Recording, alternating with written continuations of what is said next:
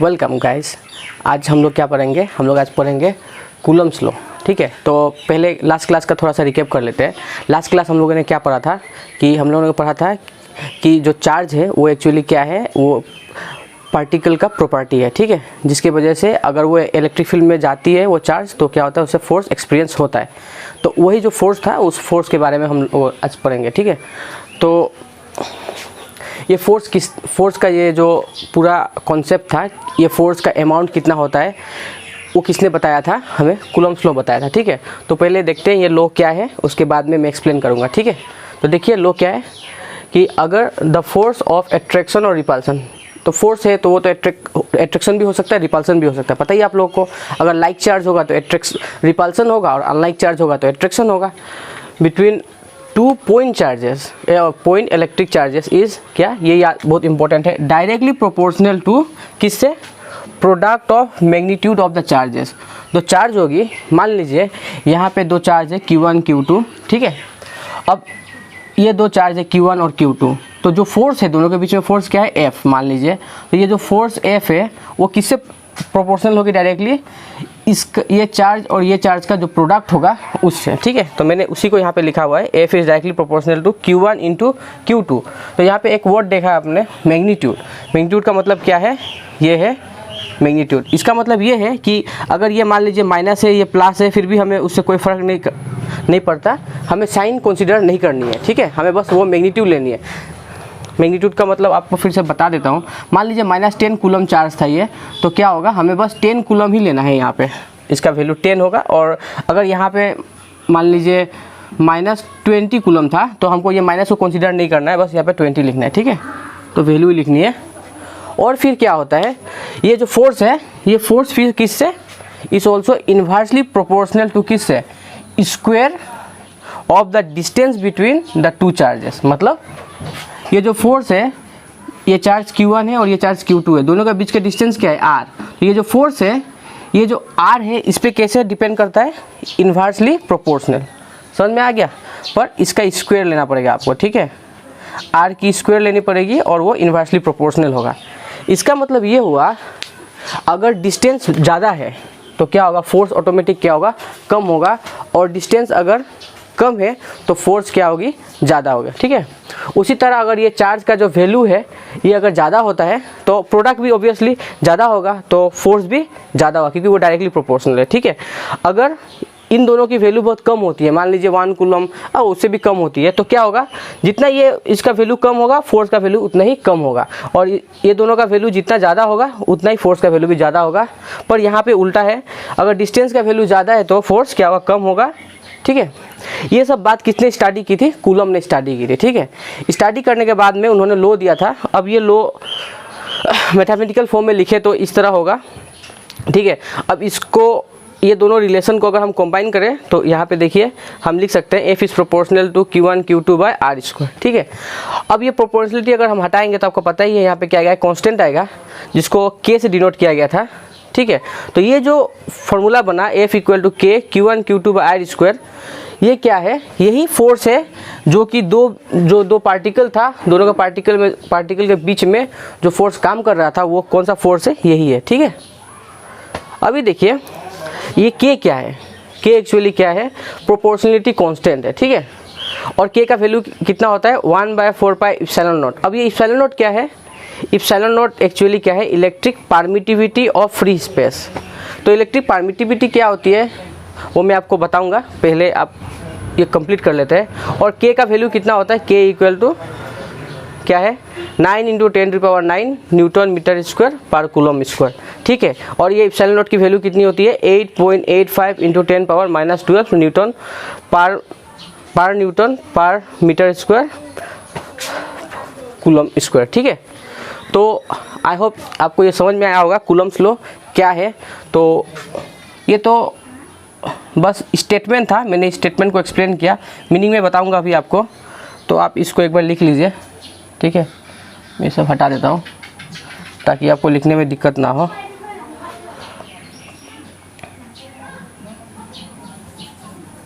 ठीक है, आप इसको लिख लीजिए एक बार। तो मैं अभी आपको सबसे पहले क्या बताऊंगा, ये जो यूनिट है ये के की यूनिट है, इसको कैलकुलेट कैसे करते हैं, ठीक है। पहले उसे सिखाऊंगा, उसके बाद में फिर ये इप्सिलॉन नॉट की जो यूनिट है इसे कैसे कैलकुलेट करते हैं, ठीक है, क्योंकि ये इम्पोर्टेंट है, हमें जानना है और एग्जाम पर्सपेक्टिव से भी इम्पोर्टेंट है, ठीक है। तो ये सब करने के बाद में मैं आपको एक्सप्लेन करूँगा, ये जो लो है एग्जाम्पल से इसको मैं एक्सप्लेन करूँगा, पर पहले ये सब जो भी मैथमेटिकल टर्म्स है इसको ख़त्म कर लेते हैं पहले, ठीक है।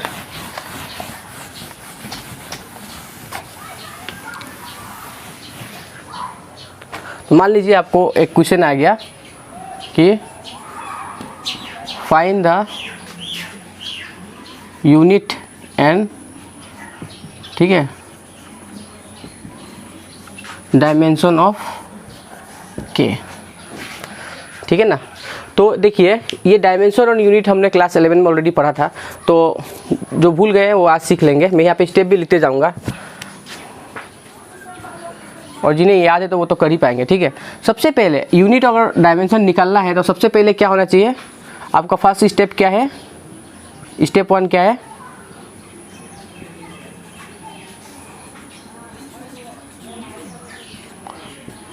चूज द फॉर्मूला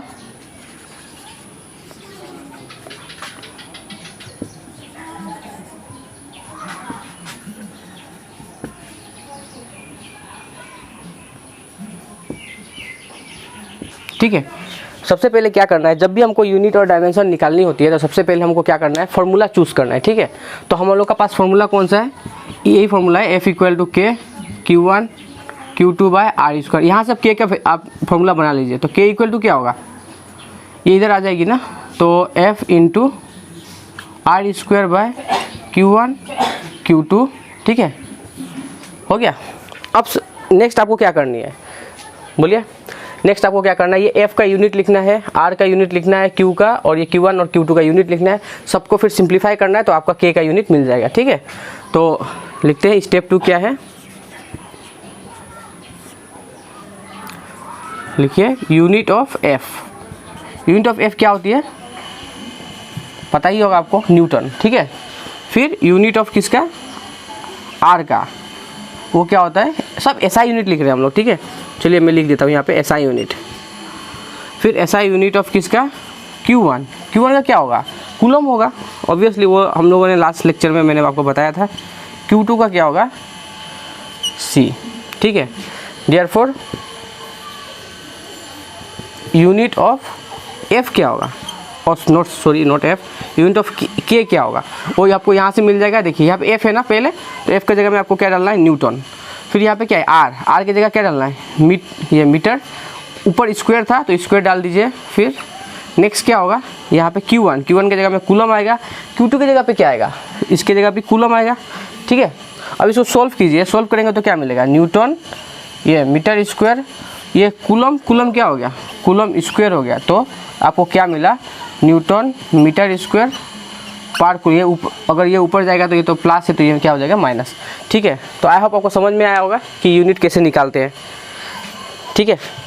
आपको समझ में आया गया होगा, तो इसको मिटाते हैं और फिर क्या निकालते हैं हम लोग, डायमेंशन। लिख लीजिए। तो डायमेंशन के लिए भी आपको कुछ नहीं करना, सबसे पहला क्या काम है, आपको चूज द फॉर्मूला आपको चूज़ करना है। तो फॉर्मूला ऑलरेडी मैंने यहाँ पे लिख के रखा हुआ है, तो प्रॉब्लम नहीं है।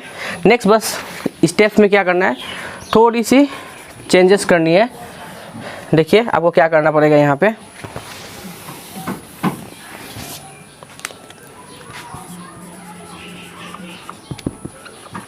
डायमेंशन ऑफ F क्या होता है उसको लिखना है, वो तो आपको पता ही है, MLT-2, ठीक है, ये तो आपको याद ही रहनी चाहिए। फिर डायमेंशन ऑफ किसका, R का डायमेंशन क्या होगा, L, लेंथ है ना, डिस्टेंस तो लेंथ होती है, तो उसके डायमेंशन सिर्फ लेंथ होगा। और चार्ज का क्या होता है, चार्ज का होता है AT। ये AT कैसे आ गया मैं आपको बता देता हूँ, ठीक है। आपको पता ही होगा current I equal to Q/T होता है, ठीक है। तो Q क्या होती है, Q equal to I into T हुआ।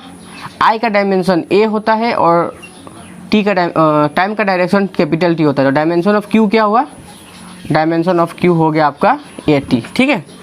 तो इसका भी डायमेंशन क्या होगा आपका पास, AT आइए। तो आपको सारा जितना भी यहाँ पे टर्म्स है सबका आपको डायमेंशन पता चल गया। तो आपको क्या करना है, अब ये K का डायमेंशन आप निकाल सकते हैं, ठीक है। देयरफॉर देयरफॉर डायमेंशन ऑफ क्या के इज, बोलिए क्या होगा, एफ। न्यूटन की जगह पे क्या आएगा, एम एल टी माइनस 2, ठीक है। फिर यहाँ पे आर है, आर की जगह पे क्या आएगा, एल आएगा। और देखिए यहाँ पे स्क्वायर था ना, तो ये स्क्वायर आप डाल दीजिए, क्या स्क्वायर था ये, एल स्क्वायर, ठीक है। या फिर ऐसे ये बाहर भी लिख सकते हैं, कोई बात नहीं है। और नीचे क्या है, क्यू है, क्यू के लिए क्या आएगा, 80, 2 बार 80 आएगी, ओके। समझ में आ गया होगा आपको, तो ये मिटा देता हूँ।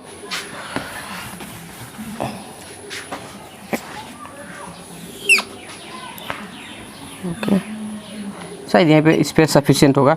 अब देखिए इसको सॉल्व करना है। सॉल्व कैसे करना है, ऊपर का पहले कंप्लीट करते हैं। यहाँ में एम का कोई भी साथी नहीं है तो एम ही रहेगा। एल का 2 है, यहाँ पे 1 है और यहाँ पे 2 है, तो एल क्या होगा, 1 + 2। ये फॉर्मूला तो आपको पता ही होगा, a power n into a power m equal to n plus m, है ना। तो यहाँ पे क्या है, l 1 है और यहाँ में l स्क्वायर है, तो क्या होगा, l 1 + 2 ही तो होगा, ठीक है। अब यहाँ पे क्या है बचा, t - 2, ठीक है। ये मत सोचिए ब्रैकेट है तो नहीं कर सकते, ठीक है। अब नीचे क्या बचा, नीचे a है और ये a है, तो ये तो सिंपल बात है, 1 + 1 हो जाएगी और ये t भी 1 + 1। तो इसको सोल्व करेंगे तो क्या मिलेगा आपको, इसको सोल्व करेंगे तो क्या मिलेगा, m मिलेगा 1 प्लस ये कितना हो जाएगा, l³ होगा और t - 2, और नीचे क्या होगा, नीचे a² होगा और t², ठीक है। अब इसको सोल्व कीजिए, तो जगह तो नहीं बच रहा है, ठीक है। ऊपर लिखता हूँ या फिर यहाँ पे भी दिखाई देगा शायद आपको, ये भी लिख देता हूँ। क्या होगा यहाँ से, देखिए ये m है, ये l³ है, ये t - 2, ये t ऊपर जाएगी तो क्या होगा, -2, और फिर क्या होगा, a जो ऊपर जाएगा तो ये भी -2। तो आपको फाइनली डायमेंशन क्या मिला, m l³ t -2 और 2 होने से क्या हो जाएगा, -4 हो जाएगा, ठीक है। और यहाँ पे l -2, तो ये आपका क्या हुआ, डायमेंशन ऑफ k। अगर k का आपको डायमेंशन निकालना है तो ये आपका k का डायमेंशन हुआ, ठीक है। तो आप इसको एक बार लिख लीजिए तब।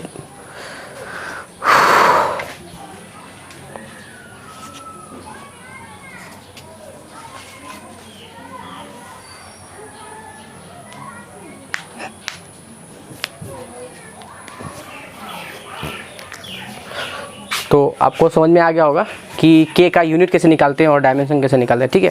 तो एग्जाम में बस आपको लिखना आता है, तो आप अगर ये याद ना हो तो आप इसको इतना सारा स्टेप्स नहीं करने से भी होगा, पर आपको टेक्निक तो मिल गया होगा कि कैसे आप निकाल सकते हैं, ठीक है। बस ये फार्मूला बनाइए और ये फार्मूला में ये सब यूनिट्स को डाल दीजिए और सोल्व कीजिए, आपको निकल जाएगा, ठीक है।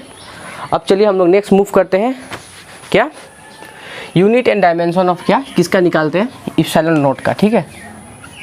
ये जो इप्सिलॉन नॉट था मतलब क्या था, इलेक्ट्रिक परमिटिविटी, ठीक है। इसका भी यूनिट और डायमेंशन निकाल लेते हैं। उसके बाद में हम क्या करेंगे, बोलिए क्या करेंगे, उसके बाद में हम लोग बताएंगे कि वो इसका मीनिंग क्या है, ठीक है।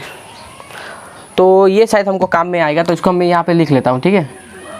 ये k का डायमेंशन हमको यूज़ करना पड़ेगा, तो उसके लिए मैं यहाँ पे लिख लेता हूँ, क्या ये m l³ t -4 a -2, ठीक है। बाकी नहीं चाहिए मुझे, इसको मिटा लेते हैं।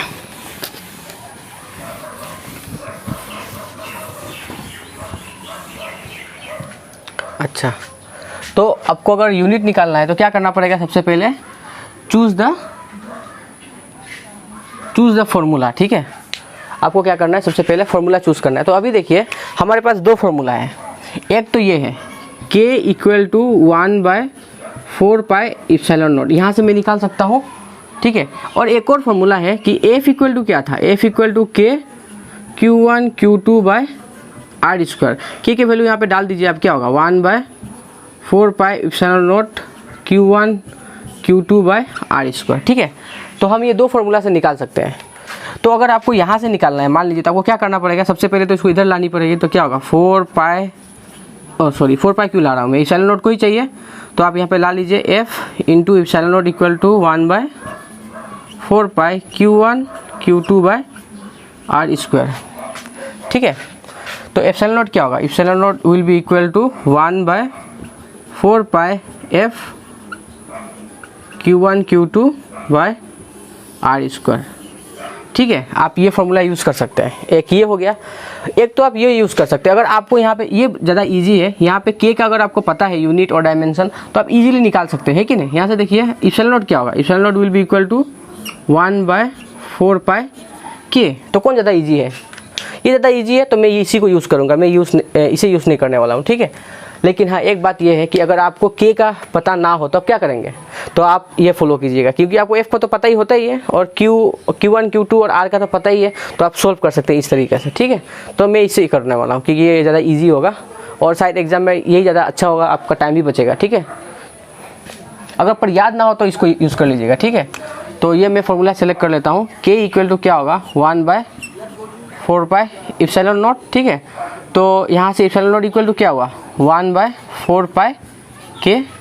तो स्टेप टू क्या था, सबका यूनिट लिखना है ना, तो यूनिट ऑफ क्या है, यूनिट ऑफ ऐसा लिख लेते हैं, सिंस 4 पाई इज कांस्टेंट, 4 भी कांस्टेंट, 4 तो कांस्टेंट है, छोड़ ही दीजिए, कांस्टेंट का थोड़ी ना यूनिट होता है।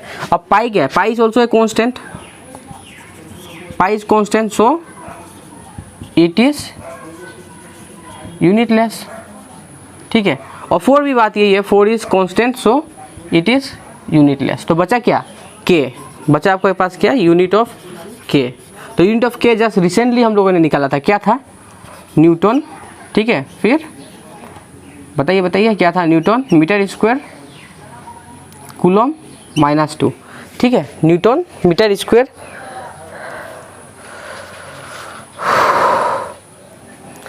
हो गया। तो therefore unit of epsilon naught क्या होगा, बोलिए, सिंपल सा बात है।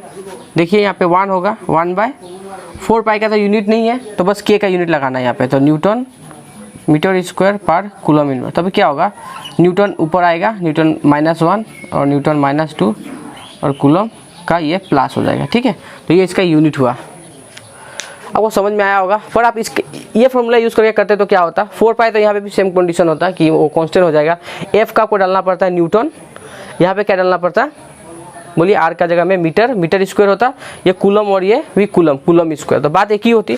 करके दिखा देता हूँ यहाँ पे, अगर यूनिट शिफ्ट डालना होता, देख लीजिए, तो क्या होता है, यहाँ पे न्यूटन आता है, यहाँ पे कूलम और यहाँ पे क्या होगा, मीटर स्क्वायर होता, तो क्या होगा, ये ऊपर चला जाता, तो n-1 होता, कूलम स्क्वायर होता और मीटर ऊपर चला जाता, तो क्या होगा, मीटर -2। तो एक ही आपको आंसर आ रही है, तो ये तो आगे पीछे तो हम कर ही सकते हैं, ऐसा थोड़ी ना कि नहीं कर सकते हैं, ठीक है। तो सेम यूनिट आ रहा है हम लोग का, ठीक है। तो आप कोई भी फॉर्मूला यूज़ कर सकते हैं, इधर ये कर लीजिए या ये कर लीजिए, के का याद है तो ये कर लीजिए, नहीं तो यही करना पड़ेगा।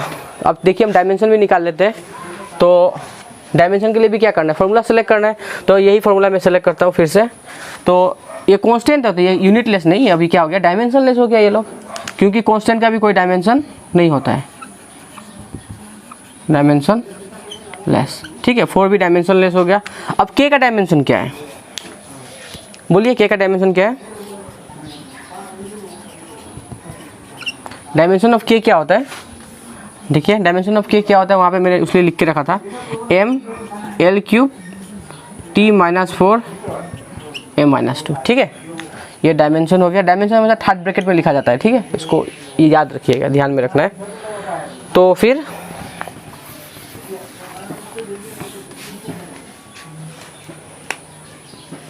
डायमेंशन ऑफ ई क्या हो जाएगा, एकदम सिंपल सा बात है, 1/, देखिए 1/4 पाई, 4 पाई का डायमेंशन नहीं होगा, बस के का, तो के का यहाँ पे डाल दीजिए। समझ में आ रहा है ना आपको, ये फॉर्मूला 1/4 पाई के है, तो ये दोनों का तो डायमेंशन नहीं है, तो इन दोनों को हटा दीजिए, बस के का डायमेंशन डाल दीजिए यहाँ पे। तो के का डायमेंशन क्या है, ml³ T-4 a-2, ठीक है। तो इसको आप सोल्व कीजिए, सोल्व क्या करना है, इसको तो रेसिप्रोकल हो जाएगा, तो क्या होगा, m की पावर -1 होगी, l की पावर -3, t का पावर +4 हो गया और a का पावर क्या हुआ, +2। तो ये आपका हो गया डायमेंशन। तो आई होप आपको समझ में आया होगा कि यूनिट कैसे निकालते हैं और डायमेंशन कैसे निकालते हैं, ठीक है। तो एक बार इसको लिख लीजिए, फिर आपको बताते हैं कि इलेक्ट्रिक परमिटिविटी क्या होती है, जो कि बहुत इंटरेस्टिंग है। तो 1 बाय 1 आपको कूलम लो तो समझ में आ ही गया होगा ना, तो क्या बताना था, बस ये बताना था। ओके,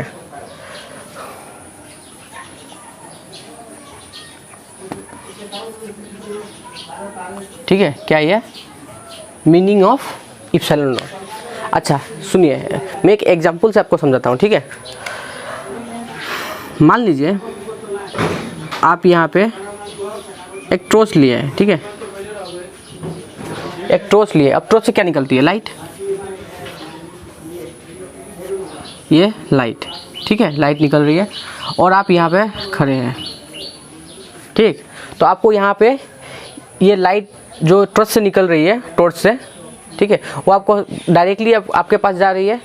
बीच में क्या है? हवा है, तो हवा आपको पता ही है लाइट ब्लॉक नहीं करती, ठीक है।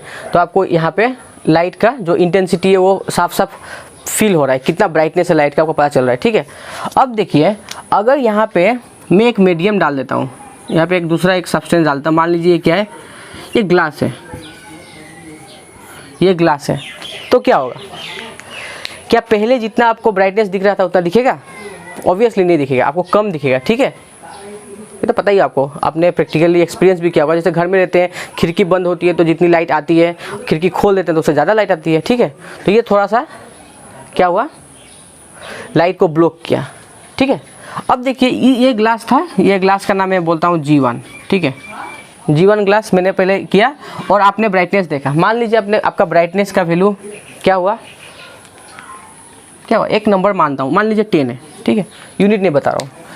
अब देखिए, मैंने फिर दूसरा ग्लास लगाया, फिर दूसरा ग्लास लाया मैंने, और ये ग्लास का नाम मैंने दिया G2।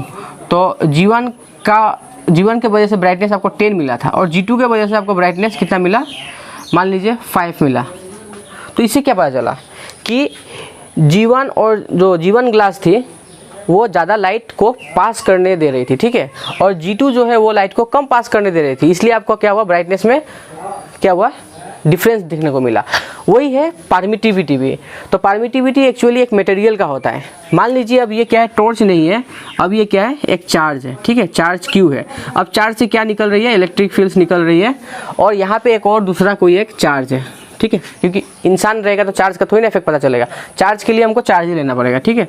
यहाँ पे Q1 चार्ज है, यहाँ पे Q2 चार्ज है मान लीजिए। तो पहले यहाँ पे कुछ भी नहीं था, ठीक है, पहले यहाँ पे कुछ भी नहीं था। तो ये जो Q2 चार्ज है, ये Q2 चार्ज को Q1 के वजह से फोर्स फील होगा ऑब्वियसली। मान लेते हैं हम लोग क्या, कुछ भी नहीं था, खाली था, मतलब फर्स्ट में स्टार्टिंग में इसको क्या हुआ, मान लीजिए हम लोग कितना 20 न्यूटन इसने एक्सपीरियंस किया, ठीक है।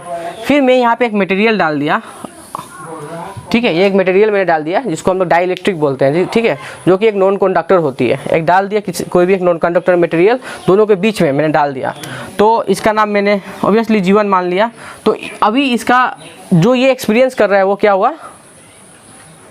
क्या हुआ? वो हो गया 10 न्यूटन, ठीक है। और फिर इसको हटा के मैंने एक दूसरा मटेरियल डाल दिया जिसका नाम G2 है, तब अब इसने किया 5 न्यूटन। इसका मतलब क्या है कि हर जो मटेरियल होती है, हर मटेरियल का एक अपना प्रॉपर्टी है जो अपने अंदर से फील्ड लाइंस को पास करने का अलग अलग कैपेसिटी रखती है, ठीक है। कोई मटेरियल है जो कि बहुत ज़्यादा पास करने देगी, जैसे कि एयर, वो कोई इफेक्ट नहीं करती है। फिर कोई मटेरियल होगा जो कि बहुत एयर से कंपैरिजन क्या होगा, कम पास करने देगी, ठीक है। क्या पास करने देगी? इलेक्ट्रिक फील्ड लाइंस, मतलब ये चार्ज का जो इफेक्ट है वो इसके थ्रू से कम पास होगा, ठीक है। और ऐसा भी कोई होगा जो कि बिल्कुल भी पास ना करने दे, ठीक है। तो परमिटिविटी क्या हुआ? इप्सिलॉन नॉट का मतलब क्या था? Permittivity, is not it? Permittivity, epsilon का मतलब परमिटिविटी ऑफ ए मटेरियल, ठीक है। और इप्सिलॉन नॉट लिखेंगे तो क्या हो जाएगा? परमिटिविटी ऑफ फ्री स्पेस, मतलब वहाँ में कुछ भी नहीं है, वो स्पेस क्या है? फ्री है। समझ में आ रहा है आपको? वैक्यूम है। तो परमिटिविटी का मतलब क्या हुआ? इसका मतलब हुआ इट इज द प्रॉपर्टी का मैंने आपको मतलब बताया था कि वो जब तक वो मटेरियल है उसके अंदर वो क्वालिटी होगी ही, ठीक है, या कैरेक्टरिस्टिक उसका वो होगा ही। It is the property of a material which tells us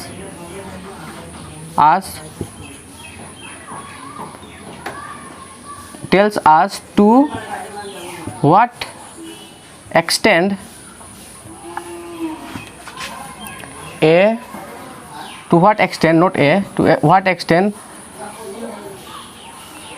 the material is permeable to electric field. ठीक है, परमिएबल का मतलब होता है वही कि कितना पार होने देता है। ठीक है, जैसे कि सपोज यहाँ से इलेक्ट्रिक फील्ड लाइन्स आ रही है, मेरे थ्रू से कितना इलेक्ट्रिक फील्ड लाइन्स पार होती है, वो क्या होगा, मेरा परमिएबिलिटी होगा। ठीक है, या परमिटिविटी होगा। तो कोई भी मटेरियल का परमिटिविटी ऑफ ए मटेरियल का मतलब यह होता है कि वो मटेरियल की वो प्रॉपर्टी है जो हमें बताता है कि वो मटेरियल कितना amount of electric field lines को अपने थ्रू पार होने देता है। ठीक है, तो ये था इप्सिलॉन नॉट का मीनिंग। आई होप आपको समझ में आया होगा। ठीक है, तो चलिए क्वेश्चन भी कर लेते हैं, तो आपका कॉन्सेप्ट क्लियर भी हो जाएगा कूलम्ब्स लॉ के ऊपर। ठीक है, तो ये हटा देते हैं।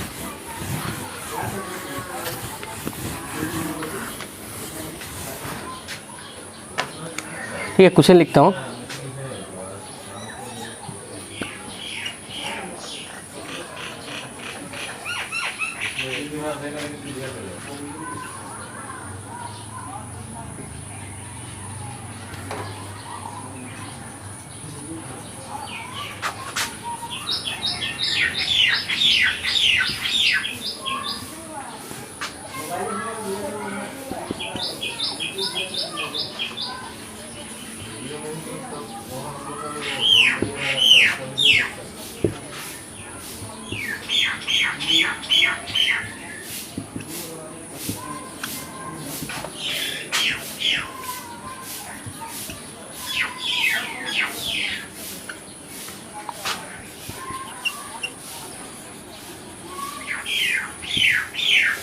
ठीक है, तो ये है question.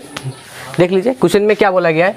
If two charges 2 coulomb and -3 coulomb are separated by a distance कितना 5 metre, then find the force between the 2 charges. ठीक है, मतलब यहाँ पे एक चार्ज है जिसका वैल्यू कितना है +2 कूलम है, और यहाँ पे एक और चार्ज है जिसका वैल्यू कितना है -3 कूलम है, और दोनों के बीच का सेपरेशन कितना है, ये जो सेपरेशन है ये दोनों के बीच का डिस्टेंस कितना है 5 मीटर। तो यहाँ पे फोर्स कितनी है, फोर्स कितनी है मतलब क्या, ये 2 कूलम और ये -3 कूलम एक दूसरे को खींच रहे होंगे ना, तो 2 कूलम जो है वो -3 कूलम को कितना जोर से खींच रहा है, और -3 कूलम 2 कूलम को कितना जोर से खींच रहा है। ऑब्वियसली दोनों एक ही फोर्स से खींच रहे होंगे, तो फोर्स कितना है वो निकालना है। ठीक है, तो सबसे पहले हम लोग लिख लेते हैं कि इसमें क्या क्या दिया हुआ है। गिवन Q1 कितना है, किसी एक को मान लीजिए 2 कूलम, Q2 कितना है -3 कूलम, और R कितना है 5 मीटर। ठीक है, तो आपको निकालना क्या बोला है, आपको निकालने बोला है फोर्स। ठीक है, तो हम लोग क्या करेंगे बोलिए, वी नो डेट, हमको फोर्स पता है, फोर्स इक्वल टू क्या होता है K magnitude of Q1 Q2 bye R²। ठीक है, तो हम क्या करेंगे, ऑब्वियसली K का वैल्यू कितना था, K का वैल्यू याद है आपको 9 × 10⁹ न्यूटन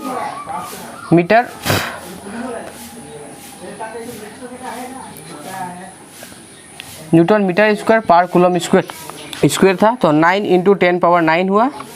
ठीक है, Q1 Q1 का मतलब कितना है 2 है, और Q2 का मतलब -3 है, ये मैग्नीट्यूड हुआ, और नीचे क्या आएगा आपका R² मतलब 5²। तो कितना आएगी answer 9 × 10⁹ 3 × 6 plus into minus minus पर मैग्नीट्यूड है ना, तो मैग्नीट्यूड का मतलब क्या होता है, लिख ही देता हूँ एक बार, -6 हुआ, 5² 25, तो कितना हुआ 9 × 10⁹, और ये इसका कितना होगा × 6 होगा, क्योंकि मैग्नीट्यूड ऑफ -6 क्या होता है 6 ही ना होता है, तो ये कितना होगा 25।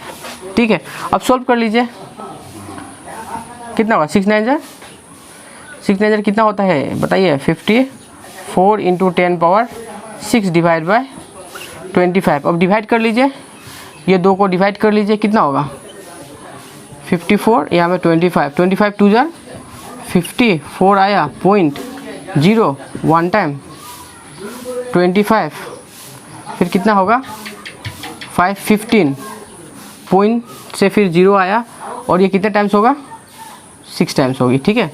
6 5 30, 3 9 6 2 12 प्लस 3 15। तो आंसर हम लोग का क्या हुआ, आंसर हुआ 2.16 इंटू 10 पावर कितना था, सॉरी 6 नहीं था ना, ये तो 9 था, कितना हुआ 10 पावर 9। अच्छा यूनिट क्या होगी, फोर्स निकाल रहे थे ना, तो फोर्स की यूनिट क्या होती है, ऑब्वियसली न्यूटन, तो यहाँ पे न्यूटन आएगा। तो ये अमाउंट ऑफ फोर्स होगा, इन दोनों के बीच में जो फोर्स होगा वो कितना होगा, इतना होगा, ठीक है। तो आई होप आपको समझ में आया होगा। नेक्स्ट क्लास में हम लोग कुछ स्टैंडर्ड प्रॉब्लम करेंगे, ये क्या बोलते हैं कूलम्ब्स लॉ के ऊपर, और फिर vector form of Coulomb's law पढ़ेंगे, इलेक्ट्रिक फील्ड पढ़ेंगे, ठीक है। तो आज के लिए इतना ही, थैंक यू।